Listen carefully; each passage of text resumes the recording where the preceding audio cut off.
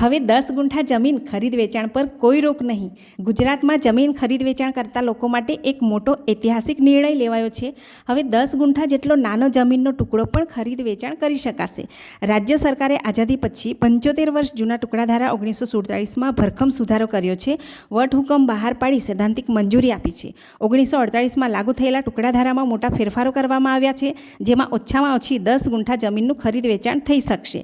તો ચાલો પહેલાં જમીનની માપણી વિશે જાણી લઈએ. 100 ગુંઠા બરાબર 1 હેક્ટર, 40 ગુંઠા બરાબર 1 એકર, 24 ગુંઠા એટલે 1 વીઘા, 10 ગુંઠા એટલે અડધા વીઘાથી પણ ઓછું એટલે કે 10 ગુંઠા બરાબર 10,890 સ્ક્વેર ફૂટ થાય.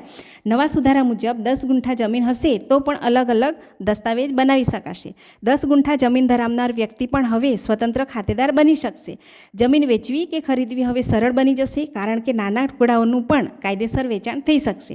નાના પ્લોટનું વેચાણ સરળ બનશે. વારસાગત વહેંચણીમાં રાહત મળશે. હજારો ખેડૂતોના સંયુક્ત ખાતાના પ્રશ્નો ઉકેલાઈ જશે અને દરેક ભાગીદારે પોતાના નામે સ્વતંત્ર દસ્તાવેજ ધરાવી શકશે. નાના ખેડૂતો, વારસદારો, ખરીદદારો અને ગામડાના લોકો માટે સરળતા તેમજ મોટો ફાયદો થશે. રાજ્યના રાજ્યપાલની મંજૂરી મળી ગયેલ છે.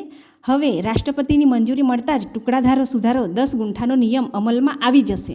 પણ ધ્યાન રાખજો, લોકલ નિયમો અને એને પ્રક્રિયા લાગુ રહી શકે છે.